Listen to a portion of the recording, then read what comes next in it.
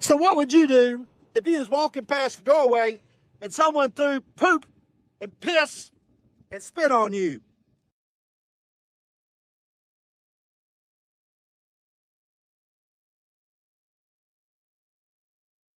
Now, when I was all, they had put an institutional need on me.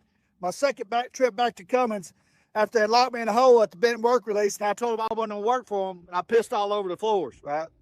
They didn't have a restroom though, and so they shipped me back.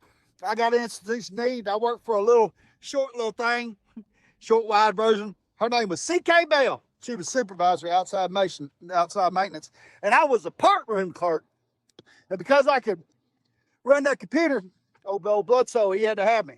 Took the governor calling them some bitches let me go to Dallas County. But CK had a husband, and he was a lieutenant. And he was the lieutenant of the Ad Sig, right, on the East Hall Cummins. And for those that don't know, Ad Sig, well, that's called the hole. Administrative segregation, right? And they don't separate whites from blacks. No, they don't give a fuck there. Long story short, her husband had hired this good-looking, cute little CO, correctional officer, and it was her first day on the job after training. And I had a boy in there that liked to throw shit, all right, piss on the guards and everything. And they went to him. They said, "Hey, man, don't do it." And sure as shit, about cat time, she went rolling by there, and this guy had a big old cup of his shit piss, and he threw it right on her. Then went spitting on her. Well, I can't remember his name. His last name was Bell. Him and a couple other guards took that boy out of that cell, tied him to a shower post or post somewhere. I don't know the specifics. Post is a post, right? One shoots water, one don't. And then they tased that boy and beat the hell out of him.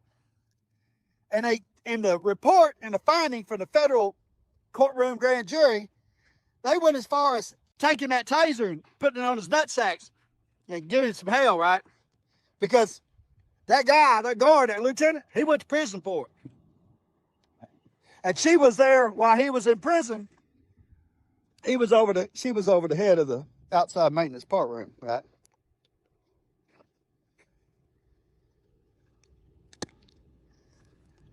I don't blame them. You throw piss and shit on me, you spit on me, yeah. There's God's fury, and then right underneath there's mine. I'm coming at you. I ain't gonna have it now. That's a little, that's pushing the limits. I don't give a damn if you're in a hole, or if you're walking the streets, or if you're King Kong, right? We're gonna find out what you're made out of, even if it means they gotta bury me. Yeah. But I guarantee you, they'll at least wipe me up if you throw shit on me before they put me in the ground or in that crematorium. Yeah. And you'll have some wounds on you for sure. Yeah. Because I'm not above biting a some bitch's ear and nose off, for sure. There's records of that. But what I'm saying is this. Before we go judging a man that throws shit and piss on somebody, we must evaluate our own actions as junkies, as ex-convicts, as people that sell dope, shoot fentanyl, smoke meth, right? Every time that we relapse, or we have to go to prison, or we have to sign up because we got too fucking drunk, you can't no longer live. That's not the word I'm looking for. But every time we do that, what we're doing is we're taking a big old pile of our shit and piss and throwing it right on our children, on our mamas and daddies, on our employers, on our customers, on our friends, on the people that are fucking watching you. Listen, motherfucker, you need to look in the mirror and see what you see, because your children see the same shit. And that's what they'll grow up to be. You think that 30 pounds ain't doing nothing? Wait till your kid that's fighting obesity. You don't think, hey, I smoke a little weed, do a little fucking dope on the weekend. Next thing you know, your kid's doing the same thing. And what, are you going to stand up? Say, only I can do. Fuck no. Because then you're the worst of the worst. A lying fucking hypocrite. You're like every fucking politician in America. And so before you go and throwing all this shit about a guy that threw some shit and piss on somebody, that is exactly what the fuck you're doing. When your mama, your little baby girl, your son walks past the fucking visitation yard at prison, visitation day at rehab, fucking grave because you got too high. Right. So shit.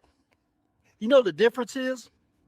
You know the good thing about shit and poop and not fucking addictive waste is that you can go find you some water and wash that shit off and be renewed.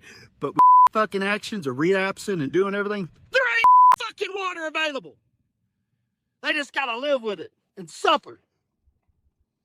You put fucking prison with that bullshit. Then you want to talk about instant disease? Bitch, you know how weak you look saying that? How about fucking actions and you own up? That way when your children look at you, you say, that's a motherfucking man. That was my daddy. That was my mama. They made fucking bad mistakes, but one day they got with God. And they got themselves right. And they said, I own shit. Today is today. And I will quit throwing my shit on you. Fucking English. You know, I got that kind hair. The kind that grows on the back of a ass. And you had shit thrown on you, or someone throwed shit on you, or you throw some shit. Drop your story and comments in the comment section. We appreciate you. God bless you. Fluent English.